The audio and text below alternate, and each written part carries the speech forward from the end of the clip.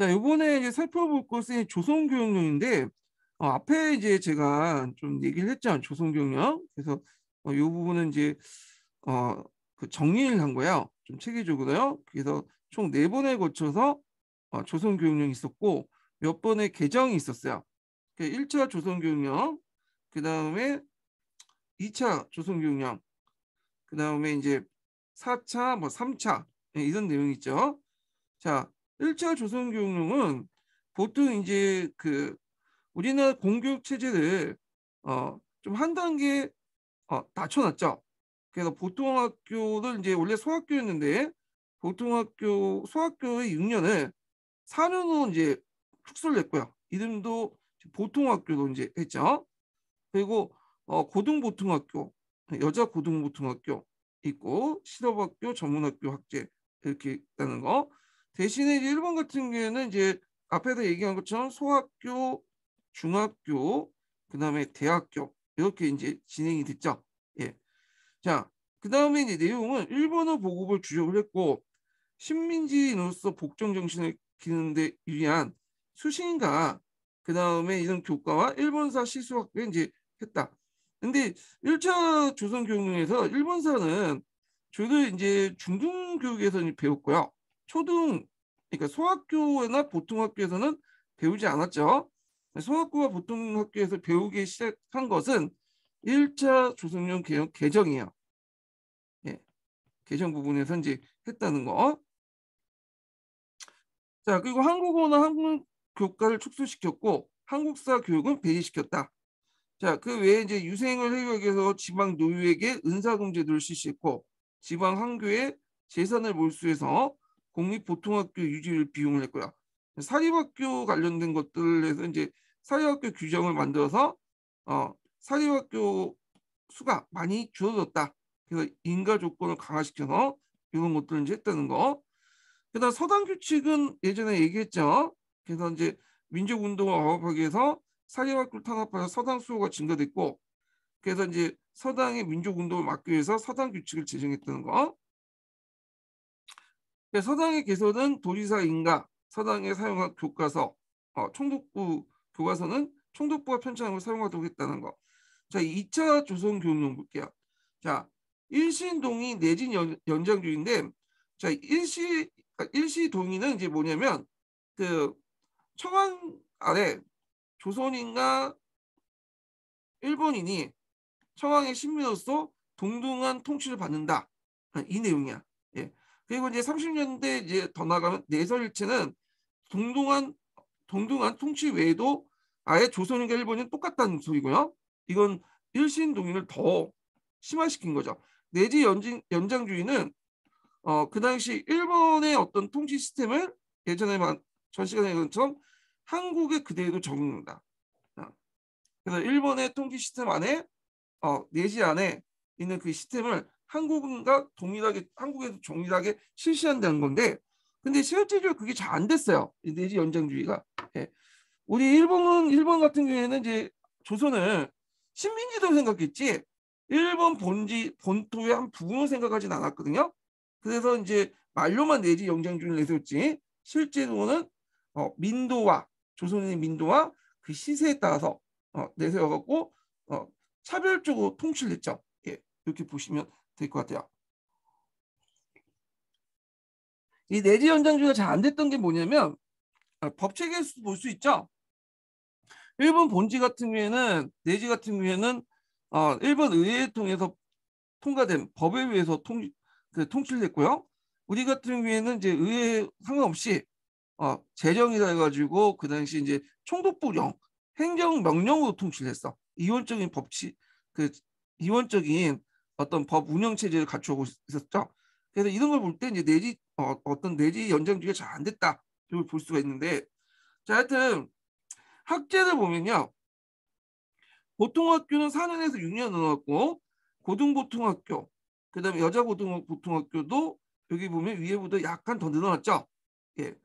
그래서 뭐 4년에서 5년. 그래서 이제 이런 정도 늘어났죠. 고등보통학교. 그다음에 조선인도 일본 고등학교 지나갈 수 있게 됐다. 예. 동학의 원칙을 내세웠던 동학. 같이 공부할 수 있다. 근데 그건 원칙일 뿐이고 실제적으로는 거의 미미했다 이렇게 보시면 돼요. 예. 그리고 3차 조선교육령에 가서 내선 일체를 강조하면서 한 20% 정도? 예.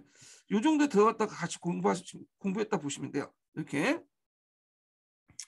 그냥 대학 설립 규정을 만들어서 경성제국대학을 만들었죠. 내용 보면 조선어와 한국사는 필수 과목화돼 한국사, 한국지리 등 한 개 시수가 축소됐고요. 일본어나 일본사, 일본지리 시수는 확대됐다. 아마 이제 한국사 시수가 줄어든 것은 이거는 1차 조선교육은 아예 한국사를 배제했으니까 안 배웠고 1차 조선교육은 개정 관련된 내용 같아요. 그래서 1차 조선교육은 개정에 비해서 시수가 축소됐다. 이렇게 있죠. 자, 그 다음에 삼면일교주의를 내세웠죠. 민족주의 그 교육의 온상이었던 사립학교와 서당을 없애기 위한 목적으로 내걸었다는 거.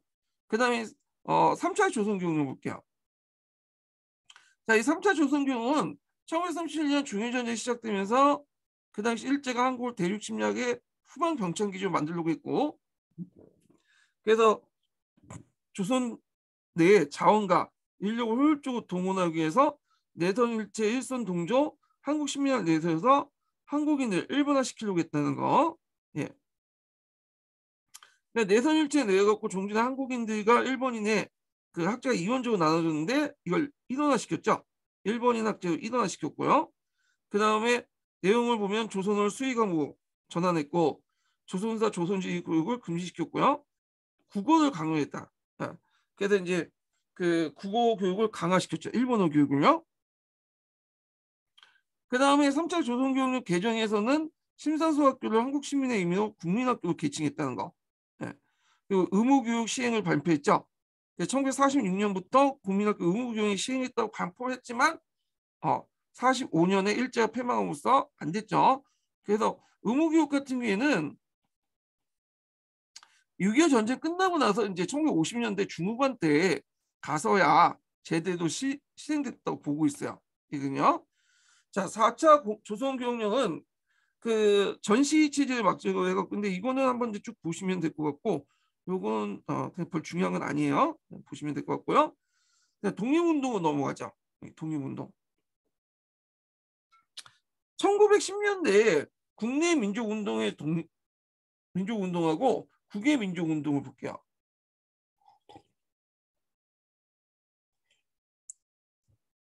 자, 1910년대 민족운동의 이념은 세 가지로 볼 수가 있어요. 정치 이념은. 요거 좀 기억을 해두세요. 요 관련된 내용은 기출문제 나왔던 거죠. 하나가 이제 복벽주의야. 복벽인데 여기 벽이라는 건 임금 벽자야. 예전에 이제 그 조선왕조 돌아가자. 그래서 복벽주의를 내세웠고요. 그때 이제 정치적인 전제군주제죠. 보왕주의라는 것은 임금을 모시지만 뭐냐면 그 전제군주제가 아니라 입헌군주제 지향이에요. 입헌군주제. 그 다음에 세 번째는 공화주의죠. 그래서 이건 세 번째 공화주의인데, 자, 요 세 가지 관련이 있었다. 그 중에 이제 이 공화주의가 점점 이제 힘을 얻게 되죠. 3.1운동 이후부터는.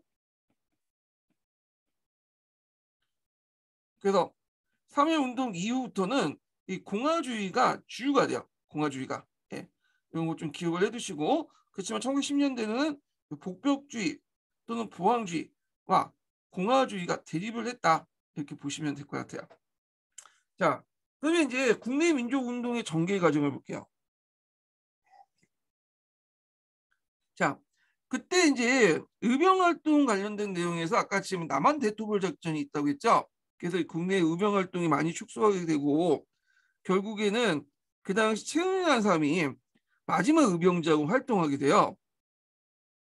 그래서 이 사람은 대한제국 군인 출신으로서 서북지방 중심으로 경기, 강원, 항해, 평안, 한경도 등지에서 활약을 했고 결국에는 이제 1915년에 체포돼서 처형을 당하게 되는데 그래서 국내 1910년대 그 의병 투쟁, 항일 무장 투쟁은 거의 없었어요. 예. 아예 없었던 게 아니라 거의 없었다. 근데 아예 없었다는 말은 틀리고 거의 없었다. 요거 기억을 해두시고요. 그 다음에 그 당시 이제 1910년대 또 민주공대 특징은 비밀 결사 형태였어요. 왜냐하면 그 당시에는 이제 그 보안법이라는 게 있었고 한국인들이 어떤 정치 결사를 조직하는 걸 막았죠. 그래갖고 실질적으로 그 당시 뭐 정치적 결사 운동은 정치 결사는 정치 모임은 하지 못했어요. 그래서 거의는 비밀 결사였고요. 그래서 포괄적인 교육이나 계몽 운동을 포괄하고 했지만 그 안으로는 이제 뭐냐면 여러 가지 그 독립운동을 펼쳤다 이렇게 보시면 될 것 같아요.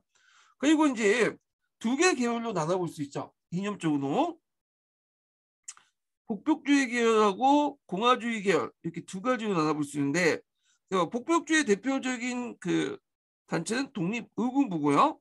그다음 공화주의 계열의 대표적인 단체는 대한강국회요. 그래서 1910년대 국내 비밀결사 운동 중에 독립의군부와 대한강국회는 좀 기억을 해두시면 될 것 같아요. 대표적인 단체예요. 자, 그 다음에 이제 구체적 내용을 볼게요. 대한의군부를 보죠. 대한독립의군부는 독립의병자 출신이었던 임병찬이 고종의 밀지를 받고 전국 곳곳에 의병자 유생을 모아서 조직을 했는데요. 그래서 이 단체는 나라를 되찾은 후에 고종을 복위시키는 목표를 세우고 전국적인 의병 운동을 공개했다. 준비했다는 거죠. 여기서 이제 이걸 볼 수 있듯이 이거는 복덕주의 단체죠. 임금을 다시 복위시킨다. 고종을 복위시키기 위한 건데 그러나 일본 총리와 조선 총독에게 국권만한 요것을 보내는 계획하던 중에 조직이 발각돼 해체됐다. 이렇게 보시면 돼요. 네. 그래서 요 이제 그 독립의군부는 마지막 의병단체라 보면 돼요. 국내에 나왔던 마지막 의병단체였다.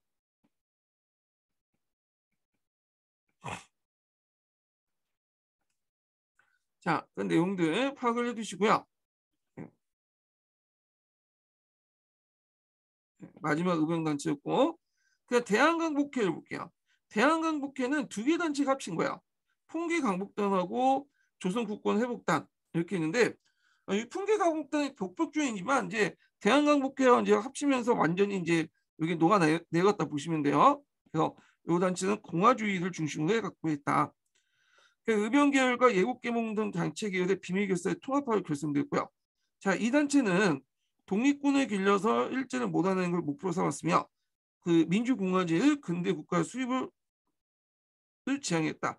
그 박상진, 김자진 같은 위에서 군대식 조직을 갖췄고 국내 각지의 만주에까지 지부를 설치하여 독립군 양성을 노력했다. 자, 이들은 만주에 독립군 사관학교를 세울 걸 계획하고 군자금을 모집했으며 체일파 숙청 등을 활동을 했다. 군자금을 마련한 중에 일제 경찰의 조직이 드러나 해체됐고 자, 이때 체포를 피해 일부 해운대 만주를 막마여 무장 독립투쟁을 전개했다. 예. 자, 그래서 조선군국 회국단이 이게 약간 부족해갖고 좀 더 설명을 하면 여기 대한강복회 강령이 있어요.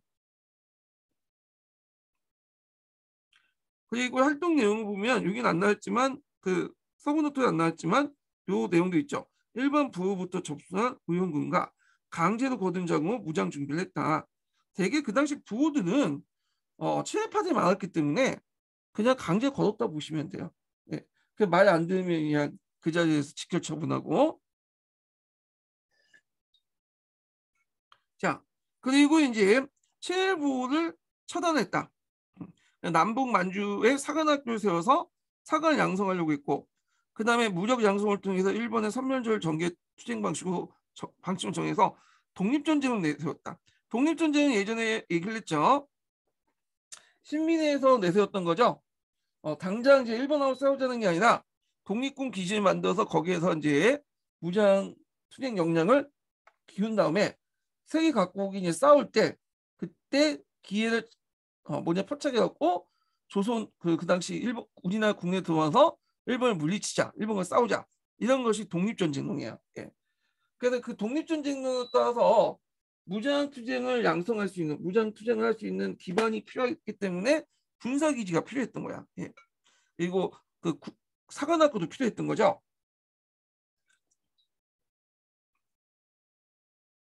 자, 그러면 이 대한강복회 의의는 뭐냐면 예전에 이 복벽주의만 있었는데 이 공화주의가 등장했던 거야. 봉건 왕조의 부활을 주장하는 복벽주의 정상과 공화주의가 등장했다. 나름대로 의의가 있죠. 공화주의에 방점을 두고 보셔야 될 것 같아요. 그래서 잠깐 한번 읽어볼게요.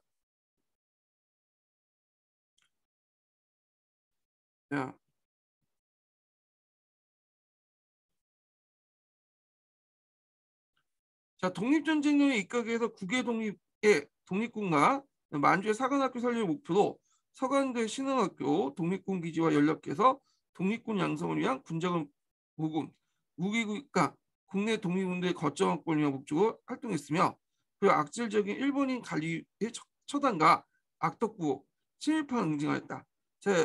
1918년 이종국의 밀고로 활동이 중지되었으나 3.1운동 이후 재개되어 다시 활발 투쟁을 하였다. 이렇게 있고요. 자, 그 다음에 이제 넘어가서 자, 여기 조선국군 회복단이 있는데 조선국군 회복단 경북 지역의 유생들이 만든 항일 그 비밀결사 조직이에요. 예. 그래갖고 이제 여기 보면 그 시해를 가장해서 만든 항일 비밀결사 조직이었는데 공화주의를 포방했고요. 당군을 받들며 국권회복 운동을 전개했다. 그리고 이제 나중에 3.1 운동까지 참여했고 상하이의 대한민국 임시정부의 그 군자감도 송금하고 파리 강화에 제출된 독립천원서 운동에도 참여했다. 이렇게 볼 수가 있겠죠. 그 다음에 이제 여기 보면 좀 빠져 있는 게 있는데 조선국민회가 있어요. 자, 조선국민회는 그 보충자료예요. 평양에서 숭실학교 기독교 청년 학생층을 중심으로 조직된 단체인데요.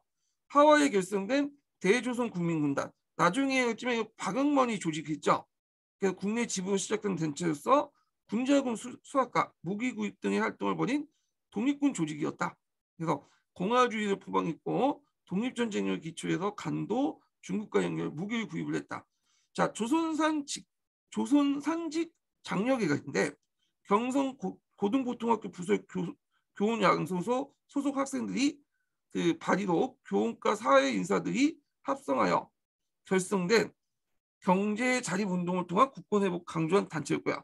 그 다음에 자립단 대성학교 중심의 비밀결사 운동이 있고요. 송죽회가 있어요. 그래서 송죽회는 숭이 여학교 교사들 중심으로 만들었고 해외 독립운동 기금 모금과 여성의 계몽운동 같은 것을 하였고 일제 말까지 계속 활동을 했고요.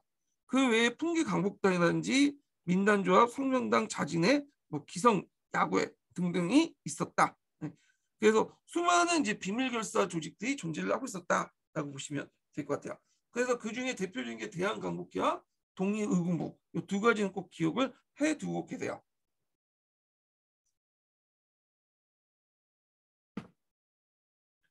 자, 그 다음에 자, 이런 국내 이제 그 비밀결사 활동의 의의를 보면 의병 활동과 비밀결사 활동은 3.1 운동을 계승되었고 만세 시위 운동을 통해 한층 폭발된 그 운동력을 제공해줬다. 자, 그 다음에 이제 국외 민족 운동을 볼게요. 1910년대.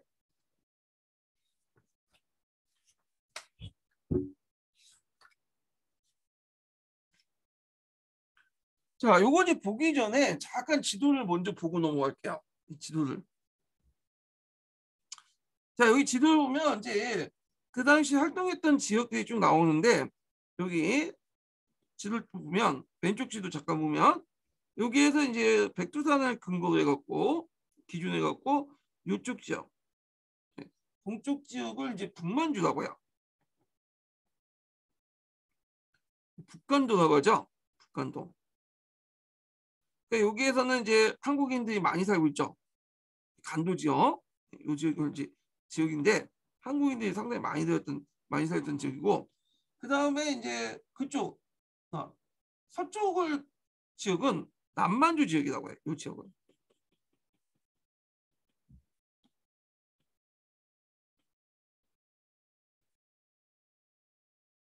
서간도라고 하죠. 서간도. 그 다음에 이제 여기 보면 이제 연해주 지역이죠. 러시아형, 소련형은 연해주 지역. 이렇게 있어요. 예. 그래서 이제 이렇게 세 개의 부분으로 크게 나눠져 있고요. 남만주 지역의 중심 기지는 삼원보고요. 북만주 지역의 대표적인 그 기지는 한흥동이죠. 그다음에 여기 연해주 지역의 대표적인 곳은 요 블라디보스토크가 있죠. 요 안에 신안촌이 있어요. 자, 이게 일종의 그 각 지역의 허브 역할을 했다. 이렇게 보시면 돼요. 자, 그래서 예전에 그 1910년대 그 국외 민족 운동을 할 때 관련된 그 지도가 나왔거든요.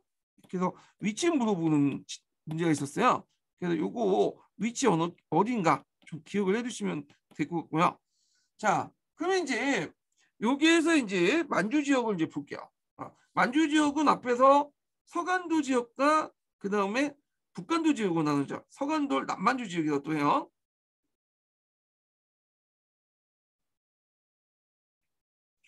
자, 서간도 지역 보면 이혜영, 이상용, 김동상 같은 신민의 간부들이 중심되어 남만쪽 유아현의 삼원보를 만들었죠.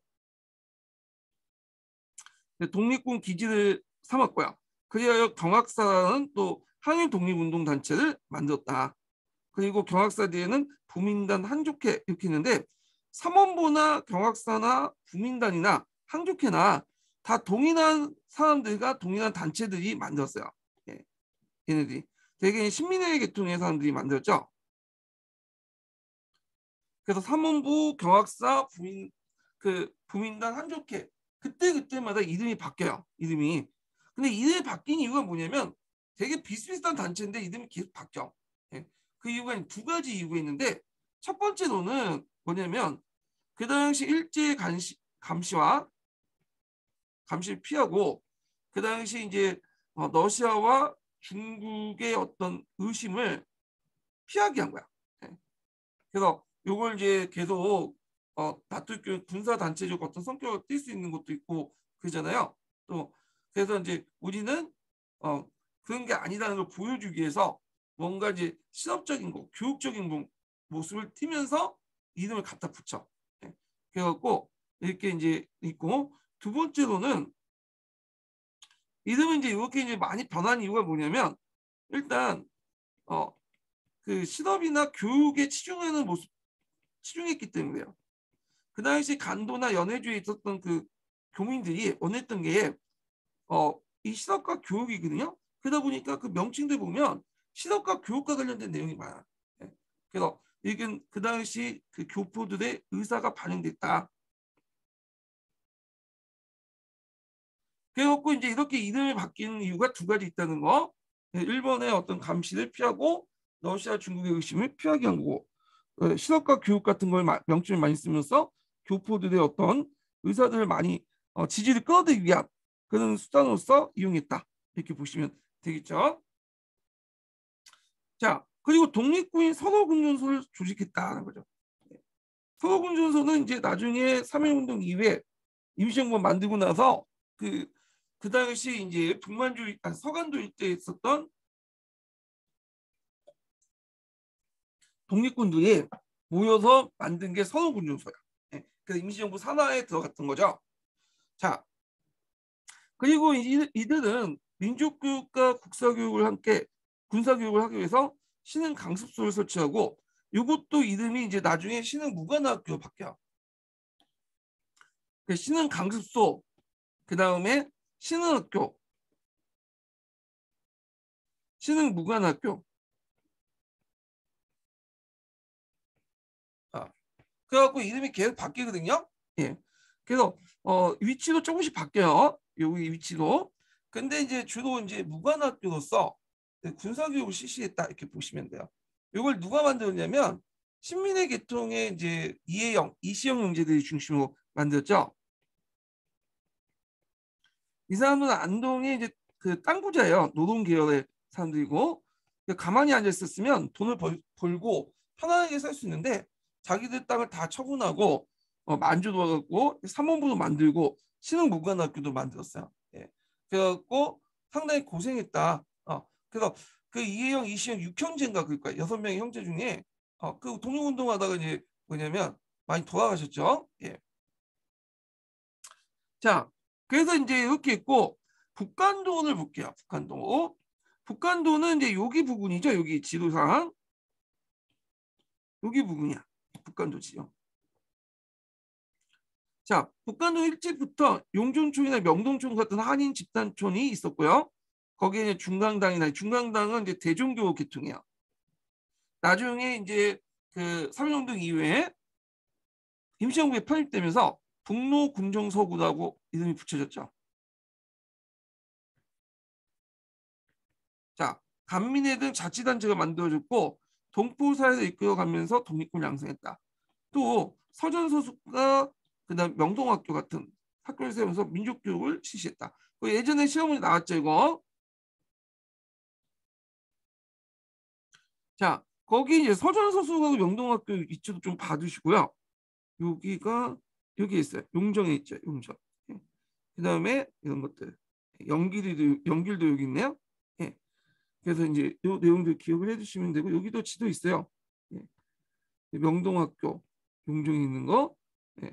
그다음에 서전서수 있고. 예. 자, 그래서 있고요. 한편 북한도에 거쳐 옮긴 대종교는 그 북한도 왕청에 망명한 중강당이라는 그 무장 단체를 만들었고요. 이게 이제 대한정의단으로 발전하고 3.1운동 이후에는 임시정부 국무산하로 들어가서 북로군전소로 발전했다. 예. 북로군전소는 이제 서희를 이제 총재로 김자진을 사령관 삼아 무장 독립전쟁을 준비했다. 앞에 여기 얘기한 것처럼 이 삼원보라든지 그 다음에 한흥동이라든지 그다음 신안촌 이런 것들은 다 무장 독립투쟁에 입각해서 한 거예요. 독립전쟁 준비군이죠. 독립군 기지를 건설해갖고 거기서 무장투쟁 능력을 양성한 다음에 나중에 이제 시간이 될 때 기회가 될 때 국내에 진입한다. 그 내용이에요. 자, 그리고 이제 이때 이제 있고 이들은 대한독립선언서를 발표하게 됐다. 예. 그 북한도 지역의 무장 세력들이 모여서 만든 게 대한독립선언서인데 이 부분은 나중에 좀 뒤에 얘기할게요. 이거 여기는 안 나와 있지만 이제 북한도의 중심 그 기지가 어디냐면 한흥동이 있어요. 그 위치. 예. 한흥동이라는 것은 밀산부에 있는 곳에서 이제 만든 한인들이 만든 그 동네인데 한족을 흥하게 한다는 거야. 예. 요때 한족이라는 것은 중국인을 말하는 게 아니라 우리가 대한민국 할 때 한 있죠. 요걸 얘기해요. 아 이거 잠깐만 잘 안 써지네. 오랜만에 써보니까 잘 안 써져.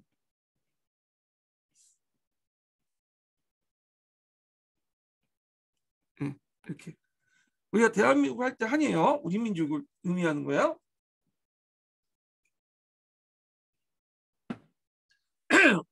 자, 그래서 있고 그다음 연해주를 보죠.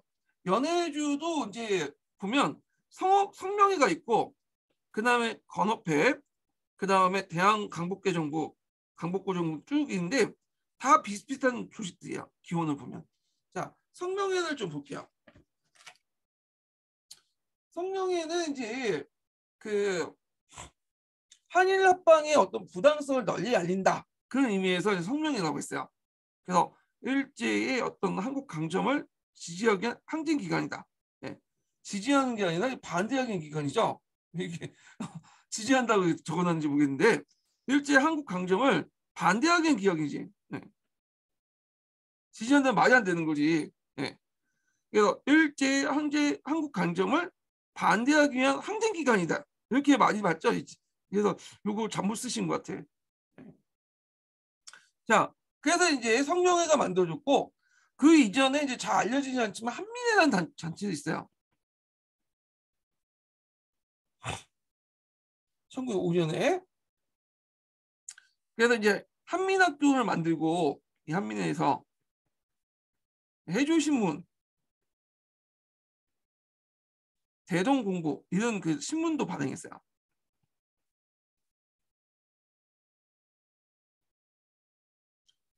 자, 그래서 이제 성명회가 이제 이런 식으로 뭐냐면 노골적으로 좀 정치적 목소리를 좀 높이게 하니까 이게 대해서 러시아가 항의를 했어. 그래서 러시아가 항의하니까 해체했어요. 해체하고 그 인원이 그대로 건어회를 만들었어요.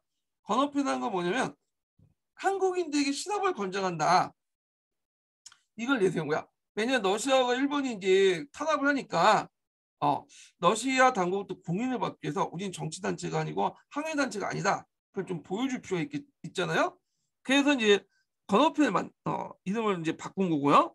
그래서 이 건어회는 의병계열과 계몽운동 계열이 합작해서 만들었다. 그 블라디보스토크에 만들었던 것인 거. 블라디보스토크에 이제 조직을 했던 거고요. 그다음 대한강복군 정부가 있어요. 자, 대한강복군 정부는 이 건어회가 블라디보스토크에 수입을 했어요. 최초의 임시정부야. 그래서 러일 전쟁 10주년을 맞아서 러시아의 반일 감정이 고조되자 건어회가 국가적인 독립전쟁을 수행하기 위해서 이상설, 이동희가 정특농, 부특농 하는 대한민국 강복군 정부를 조직했다. 그러니까 일제 관계 약화 꺼린 그 러시아가 한국인의 무장 활동을 금지하면서 본격적 활동이 어려웠다. 네. 그래갖고 이제 이때 최초의 임시정부로서 대한강복군 정부를 만들었다. 최초 임시정부예요.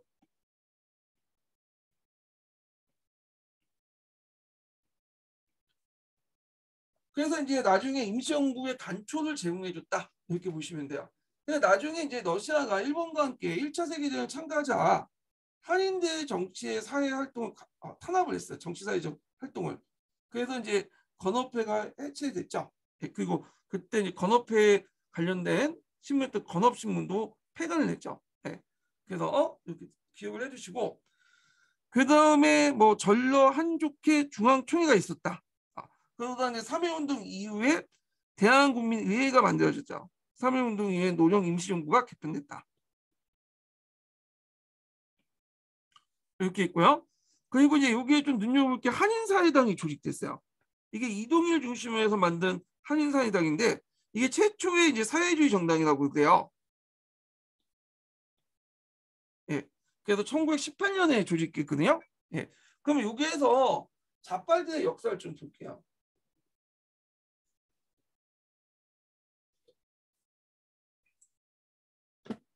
저는 사회주의를 별로 안 좋아해요. 반공주의자인데 철저하게. 근데 이제 일단은 그 자빨들의 역사에 대해서는 상당히 관심이 있거든요.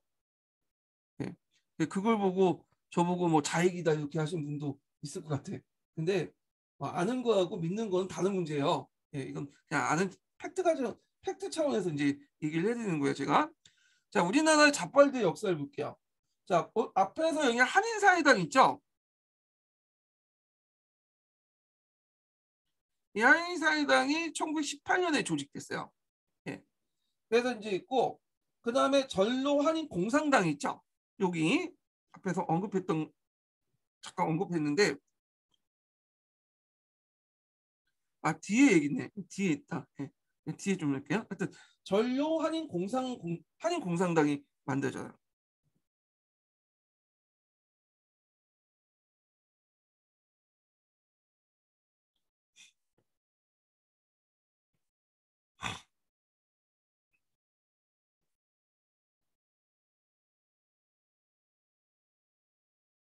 예.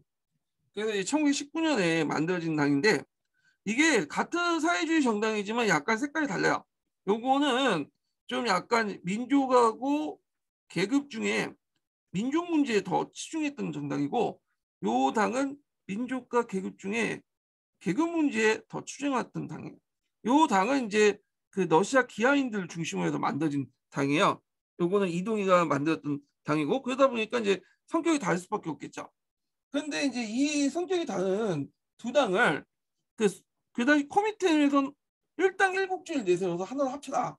그래가지고 결국에는 하나로 합치게 되죠. 이게 뭐냐면 고려공산당이에요. 이 고려공산당이 1925년에 21년인가요? 네. 1921년에 만들어진 거야. 그래갖고 이제 이거는 그 코미테론이 내걸었던 일당 일국주의 원칙에 따라서 만들어진 거야. 일당 일국주의. 하나의 국가에는 하나의 당이 있어야 된다. 왜냐면 여러 당이 나눠져 있으면 공산당이든 사회당이 이렇게 나눠져 있으면 하나 힘을 못 모으겠죠. 그래서 결국에는 성향이 다른 그 두 정당이 이렇게 이제 뭐냐면 한 개의 당으로 합쳐졌어. 근데 여기서 문제가 생긴 거야. 얘네들이 너무 성향이 다르다 보니까 고려 공산당의 간판하에 있어도 이게 분파가 안 형성돼요. 그래서 이제 한인사회당 같은 경우에는 상하이파 공산당이 되고, 그 다음에 전로한인 공산당 계열은 뭐냐면 이르축구파 공산당이 되죠.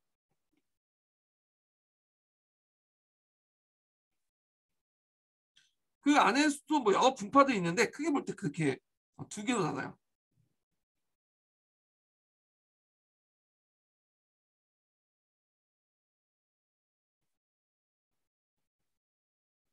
자, 그래서 이제 두 개 계열이 있고 얘네들이 대립을 하죠. 예. 그래갖고 이제 그 밑에 있는 산하 부대가 서로 싸우게 되죠. 얘네들 이제 상하이파 공산당 산하 부대는 사할린대 되고, 그 다음에 이르축구파 공산당 계열은 자유대대. 그래서 얘네들이 이제 싸우다가 일어난 것이 뭐냐면 그 유명한 자유시 사건이에요. 예. 그래갖고 이제 서로 싸우니까 안 되겠다. 너네 싸우려면 안에서 싸워라. 그래서 그때 이제 뭘 내거냐면 일당 일국 내국주의를 내세요.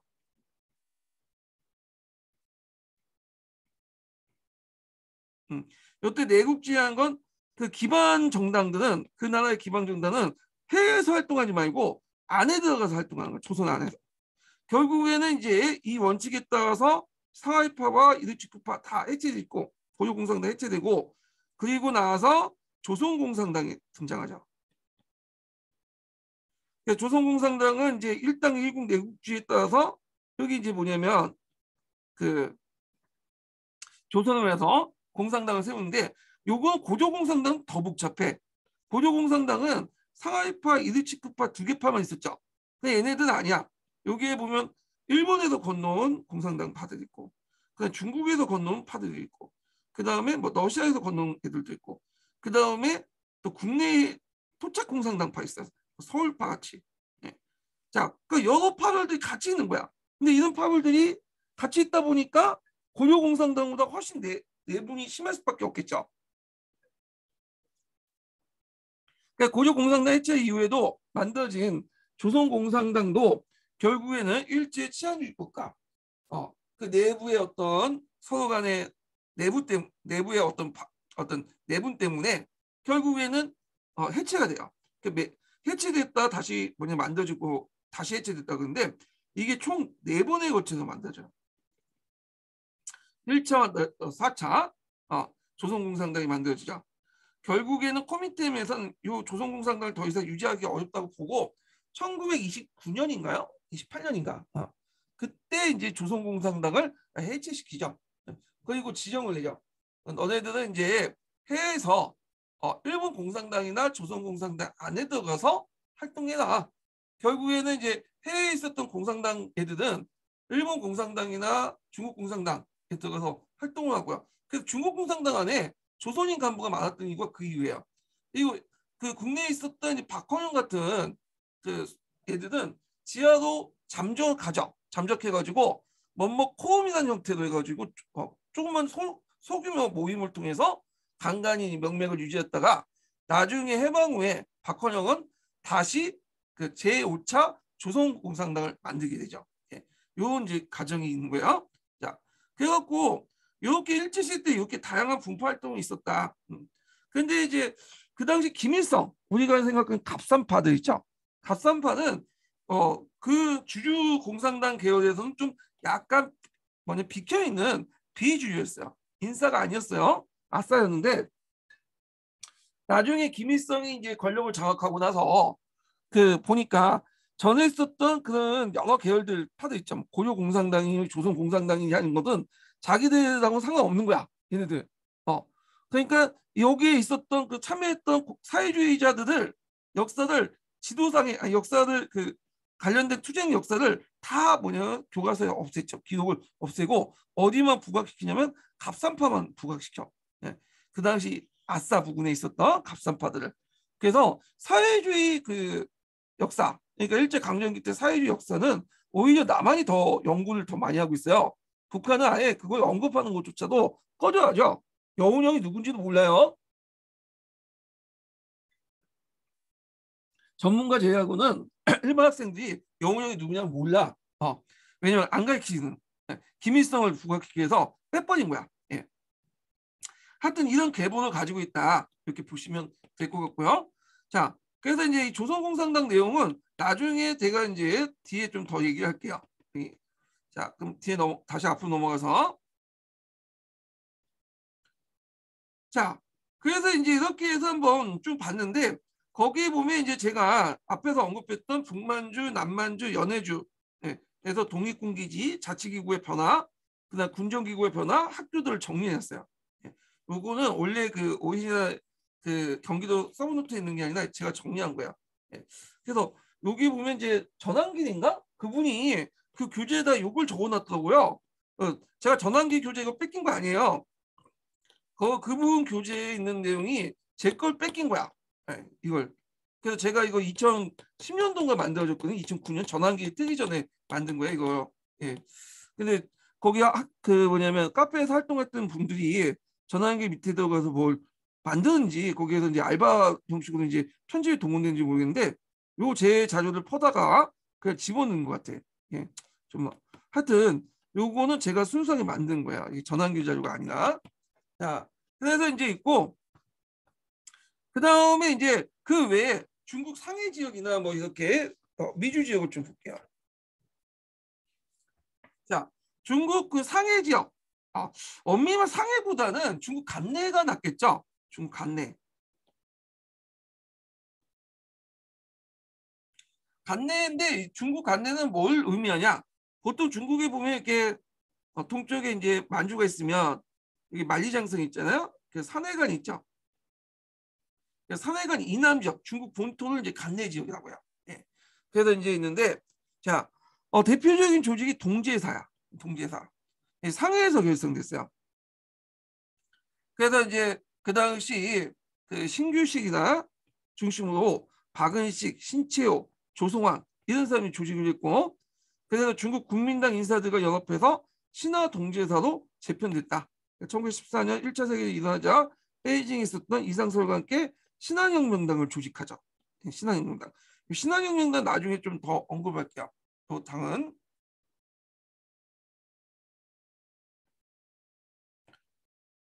자, 그래서 이제 이 내용도 좀 기억을 해두시고, 그 다음에 이제 요거 이제 확대된 것이 이제 신한혁명당이죠. 예.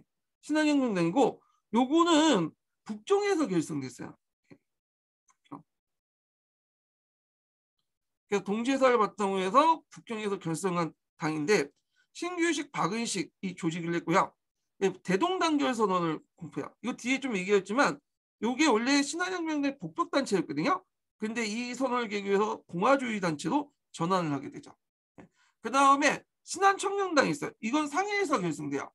그러니까 중국 상해에서 김규식, 여운형, 뭐 문희평, 정인보, 신채호 등등이 이제 동지에서 소속파 인사들이 여기에서 또 신한청년대 결성해. 그러니까 일종의 이게 모태가 돼서 신한혁명당이나 신한청년당이 만들어졌다 보시면 돼요.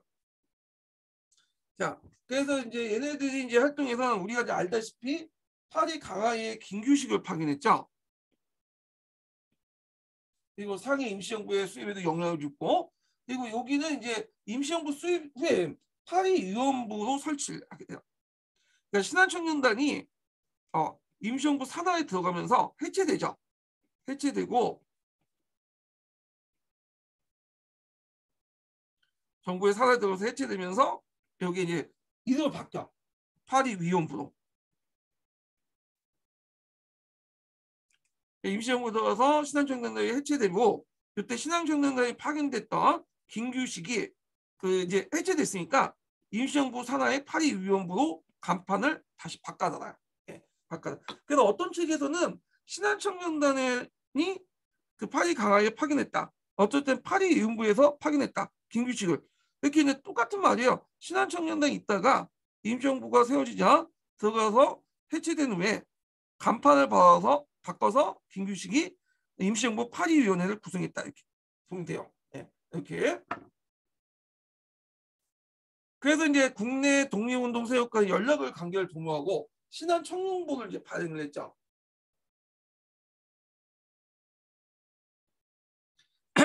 자, 그런 조직도 있었다는 걸 좀 기억을 해두고, 자, 미주 지역을 볼게요. 미주 지역은 하와이라든지, 그 다음에 미국은 이제 서부와 동부 지역인데 서부 지역이 이제 주겠죠. 그 다음에 이제 멕시코 일대 뭐 이렇게 이제 지역들 얘기야. 거기에 많은 노동자들이 이제 막 가 있었잖아요. 샌프란시스코를 보면 안창호가 공립협회를 만들죠.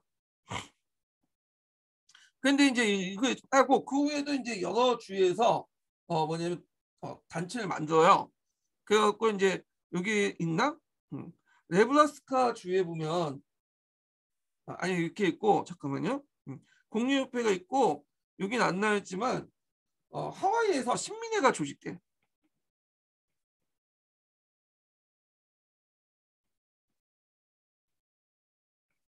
한인협성협회 뭐 이런 것들이 조직하고요.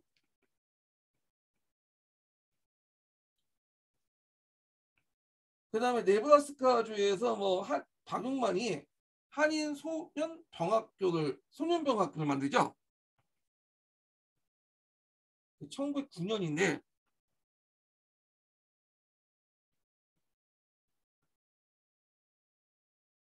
이건 1907년이고 그래갖고 여러 단체들이 활동을 하고 있었다 이렇게 보시면 돼요. 예.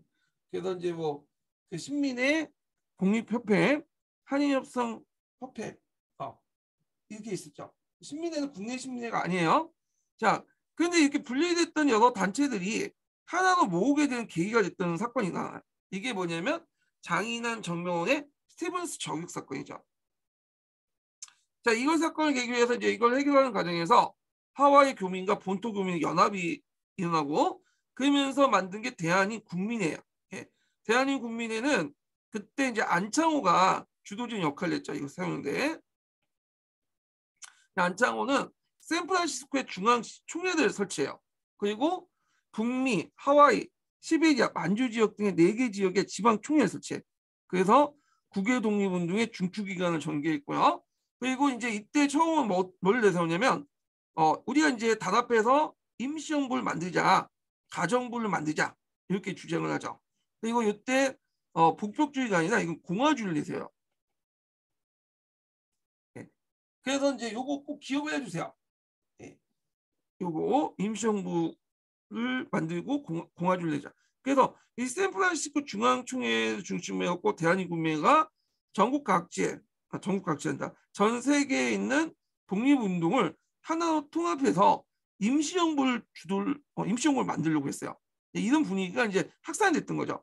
그래서 1919년에 이후에 임시정부 만든 것도 이런 이제 큰 단초가 됐던 것이 요 대한민국민회에 어때서 출발했다. 이렇게 보시면 될 것 같아요. 그리고 간도나 연해주의 독립운동을 지원했다. 그러니까 대표적인 게 한운동을 만들 때 지원을 해줬죠. 그래서 여러 독립운동을 지원했는데 일종의 대한민 국민의 그 당시 돈줄 역할을 했다고 보시면 돼요. 이 돈줄. 왜냐하면 그래도 이제 미국 지역에서 운동을 하기 때문에 그 당시 살았던 교포들로부터 돈을 좀 많이 받았어요. 그걸 모아서 그 독립운동을 지원을 해줬던 거고요. 그리고 이제 주도 인물은 이제 안창호가 초반기 때 주도를 했고 나중에 이승만이 이제 들어오죠. 이승만이. 그래서 이제 이승만이 이제 하와이를 중심으로 해갖고 활동을 하게 돼요. 그래서 나중에 하와이에 이제 대한민국민회는 이승만이 장악하고요. 나중에 이제 본토까지 건너서 그 대한민국민회 중앙 총회까지도 장악을 하게 되죠. 하여튼 이때 하와이에서 이승만하고 박용만이 싸우게 되거든요. 왜 싸우냐 보면 그 당시 이승만은 이제 내세웠던 게 외교 독립론이에요. 근데 박용만은 이승만하고 생각이 달랐어. 박용만하고 이승만은 그 예전에 이제 한국에 있을 때 같이 운동하다가 그 당시에 그 같은 교도소에서 같이 지냈던 아주 친한 사이예요, 이 사람이. 그래서 원래 이제 박용만이 앞에서 네브라스카 한인 소년병학교를 운영을 하고 있었는데 이 사람이 이제 이승만의 어떤 요청 때문에 너 와서 하와이에서 같이 일해보자 해서 같이 들어왔어. 근데 초창기 때는 사이가 좋았는데 나중에 들어가면 사이가 뭐냐면 되게 나빠져요. 그래서 이승만 지지자와 박용만 지지자는 막 싸우고 왜 싸우냐 이제 보면 이제 이승만 외교 독립론 박용만은 대조선 국민군단을 그때 하와이에서 만들거든요. 이 사람은 이제 국민 개병설을 주장해서 외교 독립을 반대하고 그 실력을 기워서 무력을 길러서 뭐냐면 독립을 쟁취하자는 사람이야. 그래서 이제 군사훈련식으로 군사를 양성했어요. 그러다 보니까 이승만의 외교 독립론과 대립을 하게 되고요. 그래서 이 두 계파, 박용만과 이승만 계파 간의 싸움이 일어나. 이승만은 좀 선을 넘는 행위도 많이 했어요. 박용만이 이제 뭐냐면 일본인 상선을 공격해갖고 폭파시키려고 한다. 그러면서 이걸 미국 당국에 알려줬고 박용만을 감옥소에 보내게 해요. 근데 실제로 이제 일본인 함선을 폭파시킨 계획도 없었는데 이승만이 이제 구달 친 거지. 예. 그래갖고 하여튼 사이가 상당히 안 좋고 그래서 박용만이 나중에 이제 중국에서 활동하다가 그 일본 첩자로부터 돈을 받았다는 이유로 나중에 이제 같은 그 독립운동하는 사람들에게 죽게 되거든요. 그래서 그때 왜 돈을 받았는지 대해서 아직도 뭐냐면 정확하게 밝혀지지 않고 있어요. 예. 그래서 이제 있는데 자 이렇게 이제 활동했다 이렇게 보시면 되고 그 다음에 이제 그 흥사단 있죠. 안창호가 LA에서 기독교인을 중심으로 성립된 단체예요. 군인 양성과 외교 활동에 중점을 뒀던 단체고 그 무실 역행의 슬로건을 내세웠죠. 참되고 뭐냐면 실속 있도록 심서 희생이라. 그러니까 이걸 갖때 이제 실력 양성 쪽에 이제 초점을 맞췄다 이렇게 보시면 되겠죠. 참되고 실속 있게 심서 희생해라 이런 무신 역행을 내세웠고 그래서 그 교민들 교회인데 특히 LA 지역에서 활동했고 그 다음에 국내 조직으로 수양 동호회가 만들었어요. 그래서 이제 수양 동호회 사건이 일어나긴 했거든요. 이제 탄압받고 그러다가 이제 동호회로 개칭했다가 나중에 흥사단이 통합되죠. 흥사단은 1913년에 만들어졌는데 지금도 있어요. 네. 대학로 가보시면 흥사단 본관이 있어요. 거기에 이제 활동을 하고 있어요. 지금도. 자, 그 다음에 이제 의용 훈련대 및 멕시코의 숙모학교들이 있었다. 그래서 이제 미국 내 군사 단체들 보면 대조선 국민단, 박용만이 만든 의용훈련단 뭐 이런 학교도 있었다. 기억을 해두시면 돼요. 자, 일본에서는 동아동맹 같은 비밀결사와 그 다음에 조선유학 학생 학회, 조선 학회 이런 것들이 조직이 됐다. 나중에 이제 이팔 독립운동의 기반이 됐던 단체들이에요. 자, 그래서 이제 이런 내용들 파악을 해주시고요. 자, 그 다음에 3.1운동으로 넘어갈게요. 이 3.1운동은 시험 문제 나올 가능성이 있는데 별로 지금까지 별로 안 나왔어요. 그 예전에 뭐 3.1운동 관련돼 갖고 그 기미독립선언서 그 내용하고 잠깐 이제 그 앞에 뭐 대동단계선언, 무호독립선언 그런 것도 있었거든요. 그 내용들이 좀 언급됐고 3.1운동 자체는 그렇게 나오지 않았더라고요. 나올 가능성이 있는데 나오지 않았어 지금까지. 예. 자, 그럼 3.1운동은 이제 배경을 보죠. 자, 크게 이제 3.1운동의 배경을 보면 여기 대내적 배경과 대외적 배경을 볼 수 있죠.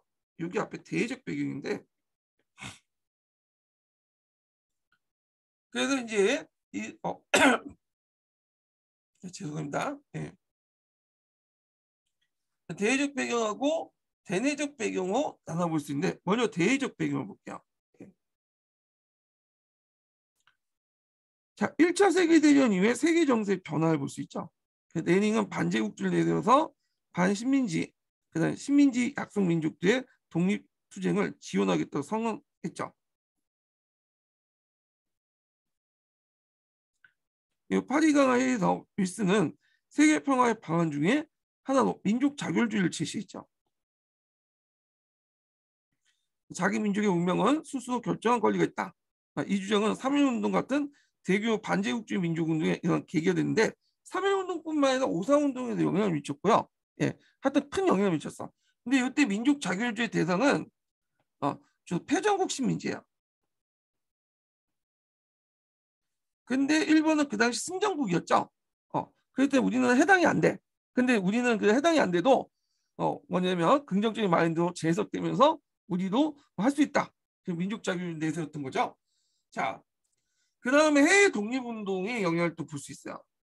그래서 그때 이제 해외 독립운동에서 크게 이제 세 선언을 하죠. 신한혁명 대동단결 선언, 그 다음에 그 무호독립 선언, 그 다음에 이제 여기 그 조선총육 독립단 결성에서 일본에서 28 독립선언 이 세 가지가 있어.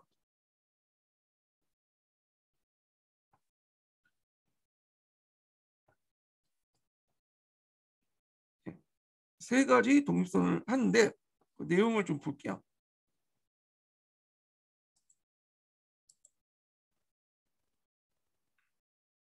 해외 독립선언에서 신한혁명당을 먼저 볼게요. 신한혁명당이 대동단결 선언을 발표했죠. 이것을 이제 초안을 만들었던 사람이 조성왕이라는 사람이에요. 조성왕은 나중에 상균주의를 공포하죠. 그래서 이제 이때 이제 배경을 보면 앞에 이제 대한민 국민회에서 그 당시 이제 그 가정본을 만들고 임시정부를 만들고 공화주의를 내세웠잖아요. 그런 분위기에 좀 영향을 받았어. 이 신한혁명당 대동단결 선언은. 그래서 이제 그 내용이 그 앞에 있죠. 여기 내용을 좀 파악을 해주시고요. 자, 여기 내용을 보면 융의양제라는 건 누구예요? 예, 그 당시 순종이죠. 순종 때 사용했던 영어가 융이에요. 그래서 삼보를 포기했다. 삼보라는 것은 토지, 인민, 정치를 얘기해요. 자, 포기한 경술년 8월 29일 날, 즉 우리 동지가 이를 계승한 것이 8월 9일이다. 그래서 이미 이제 융의양제가 자기의 주권을 포기한 거죠. 군주가 이제 주권을 포기했으니까 당연히 그 주권이라는 것은 어디로 넘어가요? 항제가 이제 포기를 했으니까 당연히 민권으로 넘어가죠. 그래서 주권이 이제 민권으로 넘어갔다. 그래서 이걸 국민주권 선언이라고 해요. 연결돼서. 그래서 융의양제가 이제 주권을 포기함으로써 주권은 2천만 동포대의 기속 등을 규정을 하죠. 그 있고 그 밑에는 각자 읽어보세요. 그래서 그 내용의 주요 내용을 보면 국민주권 선언이 있었다. 예. 그래서 이렇게 있고 그리고 이제 주권이라는 것은 국가가 멸망을 하더라도 계속 남아 있는다. 국가나 외형적 형태가 망해도 주권은 영원하다. 라는 주권 불면론을 같이 주장하죠. 그래야지 이제 주권이 뭐냐면 우리한테 국민들에게 넘어간 것으로 이렇게 논리적으로 들어갈 수 있잖아요. 주권이 변하지 않기 때문에 일제 병탄을 통해서도 주권은 계속 남아있기 때문에 국민들에게 이제 주권이 들어갔다. 이렇게 해석할 수가 있는 거잖아요. 자, 그래서 이제 국민주권선을 내세웠는데 자, 여기에서 볼 수 있듯이 이 신한혁명당이 뭘 지향하고 있다는 걸 알 수 있어요. 원래는 신한혁명당 복벽주의 단체라고 했죠. 그런데 공화주의 단체로 이렇게 전환됐다는 걸 볼 수가 있어요. 예. 그 다음에 병합조약의 무효 선언을 하죠. 원래 병합이라는 말 쓰면 안 되는데 병탄이죠. 예. 병탄. 병합이라는 말은 일본 애들이 쓰는 말이야. 일본 애들이.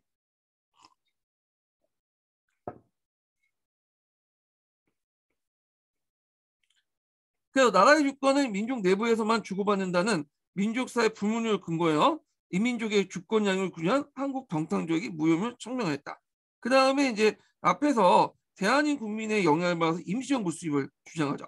임시정부를 수입해서 그 당시 국내외의 여러 동포 운동가들 있죠. 이들이 힘을 합쳐야 된다. 이걸 주장해요.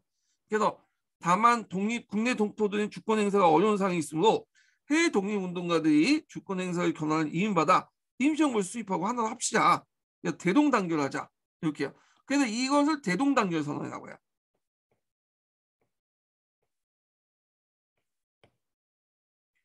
자, 그래서 이제 이렇게 해서 있고 그래서 만들할 권리와 책임이 있다. 자, 이는 임시정부의 수립의 당위성을 밝히고 대한제국의 영토, 인민, 주권, 이걸 그 사유에서 삼보라고 하죠. 삼보. 예, 삼보.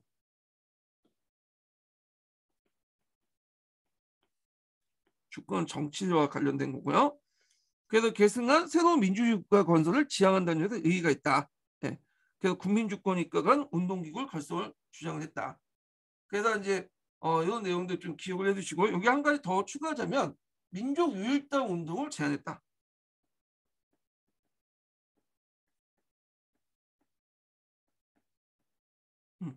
그래서 이걸 하나로 해서 통해서 가정부를 임시정부를 구성하자, 이렇게 얘기하죠. 국내 독립운동가들이 대동단결해서 유일무이한 민족의 대표기구를 세우자. 앞에서 언급했던 내용이에요. 민족 유일당 운동을 제안했다. 자, 그 다음에 이제 북한도 지역의 북로군전 서군에서 했던 무독립선언서를 볼게요. 무는 그냥 무오년을 얘기해요. 1918년을 얘기죠. 그리고 이제 이 선언의 또 별칭은 대한독립선언서예요. 여기 그 북로군전서라고 했지만 중강당이라고 보시면 돼요. 중강당. 예. 대종교 중심으로 해갖고 이제 뭐냐면 만든 단체죠. 그래서 무호독립선언 또는 대한독립선언을 반포했다. 그 일제에 대한 육탄 혈전을 결의했다. 외교 독립론이 아니라 전쟁을 통해 독립을 쟁취하고 그 만주의 군소단체를 단합시켜 무장항해 투쟁을 큰 영향을 줬고요. 그 다음에 중국 전역, 연해주 일대, 미주 지역까지 영향을 확보해서 민족적 대표성을 확보하려고 했다. 이렇게 보시면 될 것 같아요. 그 다음에 이제 앞에서 언급한 것처럼 상하이에 활동했던 신한청년단은 파리 강화에서 김규식을 민족대표 파견해요. 민족의 독립의지를 알렸고 국내와 연해주, 만주 일본에서 대표를 파견 독립운동을 촉진했죠. 그리고 나서 임시정부가 만든 후에 거기 김규식이 이제 신한청년단이 그쪽으로 들어갔으니까 그 당시 이제 그 해체되는 과정에서 김규식이 이제 파리위원회에 또 이름으로 간판을 달고 바꿔 달고 이제 활동을 했죠. 신한청년대에서 그 파리위원회로 간판을 바꿔 타면서 이제 활동을 했다. 이렇게 보시면 돼요. 자, 그 다음에 이제 일본에서 도쿄 유학생을 중심으로 해서 조선청년 독립단을 결성하고 이팔 독립선언을 했어요. 예. 이팔 독립선언은 내용이 되게 유명하죠. 조선청년 독립단은 오직 우리 2천만 민족을 대표하여 정의와 자유의 승리로는 세계 만국 앞에 독립을 기어이 이루기로 선언하나. 그래서 그 쭉 내용이 있는데, 근데 얘네들이 좀 순진한 게 뭐냐면, 얘네들도 약간 이제 도쿄 유학생들도 이걸 외교적으로 좀 풀려고 했어요. 그래서 서구 문명 국가들에게 좀 알리면 그 얘네들도 어느 정도 들어줄 거라 생각을 한 거야. 그래서 민족 자유주의 입각에서 이걸 공표하고 서구 문명 국가들에게 알리기 위해서 그 당시 이제 그 도쿄에 있는 서구 대사관이나 서구 국가들의 대사관이나 공사관에 가고 그 전달해 주려고 했거든요. 그런데 일본 정부에서 그거 가만히 있나? 잡아가지고 이제 뭐냐면 족치죠. 그래갖고 이제 소방서 동원해갖고 물을 뿌려갖고 그 진료를 막고 하여튼 그래서 결국에는 이제 흐지부지 됐어요. 예. 자, 그래서 독립선언서 결의문을 낭독하고 이를 각국의 대사관과 일본 정부 의회 보내려고 했는데 안 됐죠. 도중에 경찰이 막아서 갖고. 자, 그래서 조선청년 독립단을 중심했고 도쿄의 한국인 유학생을 중심했다. 그때 채용판에 이강수가 활동했는데 이강수가 28 독립선언서에 그 초안을 썼어요. 28 독립선언서는 후에 이제 3.1운동에도 직접적인 영향을 줘요. 그래서 3.1운동에 직접적으로 어떤 영향을 준다. 3.1운동의 도화선 역할을 한다. 그래서 이제 3.1의 어떤 독립선언서보다 강경하게 일제 침략을 고발했고 독립을 위하여 최후의 1인까지 투쟁하겠다고 선포함으로써 28 독립선언 운동이 국내에 알려져 3.1운동의 도화선 역할을 했다. 그래서 무호 독립선언서하고 그 다음에 28 독립선언서, 3.1운동 독립선언서 등등 있고 천주교 자주 독립선언서 있어요. 그 앞문장만 좀 기억을 해두세요. 예, 요거 예전에 기출에 언급됐어요. 그리고 저도 이제 그 관련돼 가지고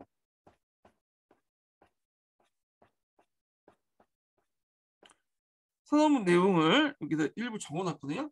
요거는 대동단계 선언만 있어.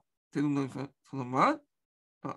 대동단계 선언하고 무호동류 선언만 있는데 여기 제가 제일 중요한 28동류 선언가 빠졌네. 좀 기억을 해두시고 조선청룡 독립단을 중심으로 해갖고 공표했다. 예. 한번 읽어볼게요.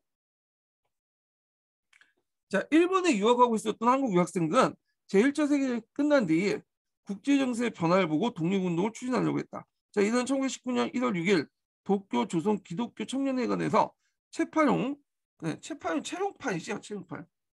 채파용보다 채용판이 정확한. 중요한 건 아닌데, 자, 채용파, 송계뱅 등 10명의 임시위원들을 선출했다. 자, 이들은 2월 8일 그 오전 10시경에 독립선언서와 민족대회 소집 총서 결의문을 일본 정부 각국의 대사 공사를 비롯하여 일본 기조권, 중의원, 그 다음에 조선총독부, 일본 언론, 여러 학자들에게 보냈다. 오후 2시에는 기독교 청년회관에서 약 400명이 모여서 독립선언을 하였다. 자, 28 독립선언 운동은 국내 알려져 3.1운동을 일으킨 도화선이 되었다. 예. 그래서 의의죠 뒤에. 자, 그래서 자세한 내용은 저희 주 952번 한번 읽어보세요. 여기 적어놨으니까. 자, 그 다음에 이제 이런 국외적 배경 외에도 대내적 배경도 있어요. 제일 이제 뭐냐면 직접적 계기가 됐던 고종의 독살설이에요.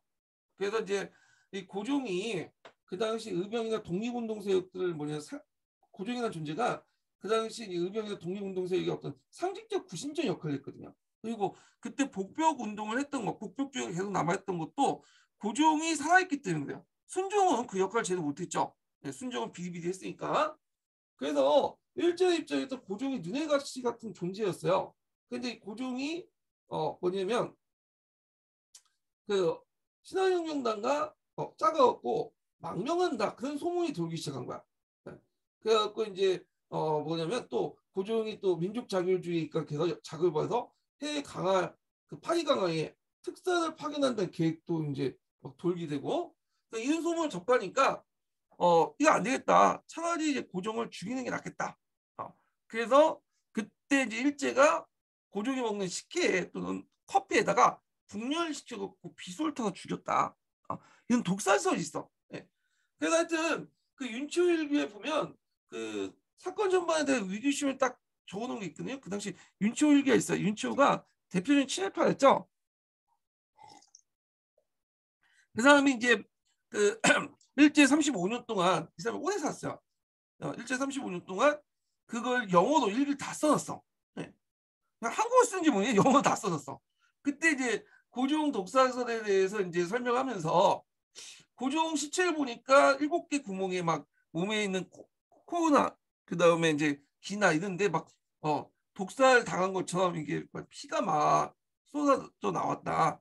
그래서 이런 고종 독살설을 이제 뒷받침하는 자료쓰니 윤초일기를 자주 언급하는데 하여튼 일본이 그 당시 고종 황제 망명이나 그다음 파리 강화의 어떤 특사 파견 등등 해가지고 의심을 사서 그 사람을 죽였다는 설이 있어요. 예. 확정된 건 아니고요. 그래서 이런 소문이 도니까 이게 사실이든 말든 간에 중요한 건 아니죠 일단은. 그래서 민중도 어떻게 생각했어? 아 고종이 일제에 의해서 죽었구나 이렇게 생각을 한 거 아니야. 자 이런 것들이 3.1운동에 폭발하는데 어떤 큰 기여를 했다 이렇게 보시면 되죠. 고종은 별로 할 것도 없으면서 죽는데 크게 기여했어. 그 고종이나 그의 아들 순종은 죽을 때 크게 기여를 했잖아요. 하나 결주시키는데. 자 그 다음에 이제 1910년대 이제 축적되는 독립의 국내 독립 역량 이런 것들이 이제 큰 영향을 줬고, 자, 뭐 그다음에 일제 식민 통치의 반발 이런 것도 있었죠. 자, 정계당 과정을 보죠. 보통 이 정계 과정을 4단계로 볼 수가 있어요. 4단계, 1단계, 2단계, 3단계, 4단계 있는데 요게 내용이 좀 약간 부실해가지고 네. 그래서 이제 좀 제 보충 교재를 좀 해볼게요. 자, 거기에 1단계는 이제 민족 대표자 중심으로 이제 점화해서 그 애국계몽론 계열의 지식인, 종교인, 일제 피해본 일부 자본가들, 지주들이 참여했던 그 단계고요. 주로 이제 대도시 중심으로 이제 진행이 됐죠. 2단계는 이제 그 도시 중심 확산돼서 청년 학생 중심으로 전국 도시로 확산됐죠. 중소도시까지. 3단계는 농촌 및 상간복지까지 확대됐어요. 예. 그래갖고 이제 토지 조사 사업에 피해를 입은 농민들 불만이 누적돼서 이렇게 친일주의를 공격하고 면사무소나 형병 주재소를 공격했다. 그러니까 이때부터 이제 비폭력 원칙이 무너지죠. 4단계는 국내에서 끝나지 않고 어, 만주나 연해주, 미주, 일본 등에 확산된 단계요. 예. 그래서 확산된 단계를 말한다. 자, 그러면 내용을 보죠. 내용을 보기 전에 첫 번째 인증문 알려드릴게요. 첫 번째 인증문은 77번이에요. 예. 첫 번째 인증문은 77번입니다. 자, 요거는 좀 쉬었다가 진행할까요? 예. 요거는 좀 쉬었다 진행할게요.